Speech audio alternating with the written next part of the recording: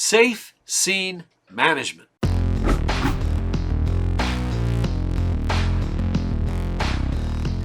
Hey, this is Billy Goldfeder answering some questions for you as part of our What's Your Problem series hosted by Fire Rescue One and Lexipol. And here's today's question. Do you have any tips on safe scene management? I feel like my crew is pretty haphazard with how they set up the scene or even how the apparatus is parked. It worries me that someone is going to get hurt. So I'm not sure how you're asking me the question, whether you're talking about a structure fire or, and we'll just take the structure fires, or if you're talking about operating on a roadway or a highway incident such as a crash or something like that. So let's do both. Structure fires we'll put off for second. First, I want to take off on the highway-related incidents. Highway, roadway, interstate, local roads. There's only one place to go, in my opinion, to get all the answers you want, and that's respondersafety.com. Go to respondersafety.com. Go to their learning area. There's loads of free, no-cost training for you to go through.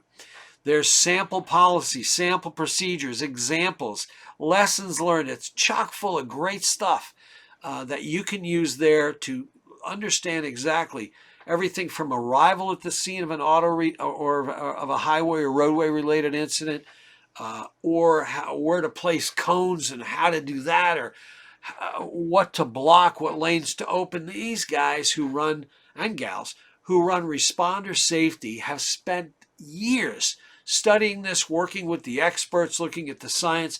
And if there's any group out there that's going to save you and help you from getting in trouble on a roadway, not getting struck, not getting your rig struck, etc., that's the people I reach out to. So reach out to them and check them out. Now, structure fires, building fires. When I first became a chief in 1982, I remember the crew teasing me that I was like a parking enforcement agent. I would always say, okay, engine one, I want you here. Engine two, I want you there. Engine three. Well, the reason was because they were doing whatever the hell they wanted otherwise. So I needed to have a system in organizing those companies based upon the fire situation I was dealing with. I think these days we've gotten a lot better. I don't ever remember hearing or myself positioning any companies. They know where they go. They know the engine lays out past. They know the truck, they save the room for the truck, and all those sort of things.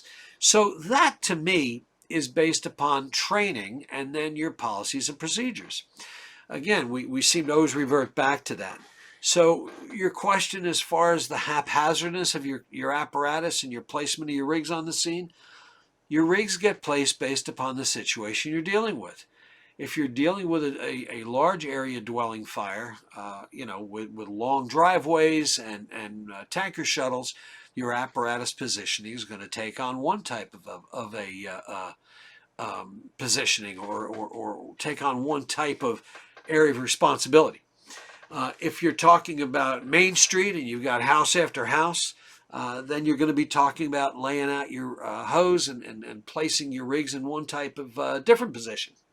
So it really, I can't get into, if you got a high rise, that's one situation. You got a multifamily dwelling, another. So the bottom line, policy, procedure, and train on that policy and procedure. And when they're doing it haphazardly, even when you have policy procedure, it's because there's no discipline, which means you train on it, you expect it, you set your expectations. And when you're done with your incident, we sit and talk about how things went, what went right, what didn't go so well. Engine 5, in the future, we'd like you to do that. Oh, yeah, I know we should have positioned ourselves differently.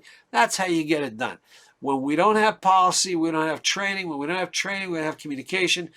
And if we don't then at the end of the incident talk about it, we're never going to learn. So I hope that's a help to you. Not a particularly tough problem, but one that requires leadership to actually lead. Email Fire Rescue One your questions.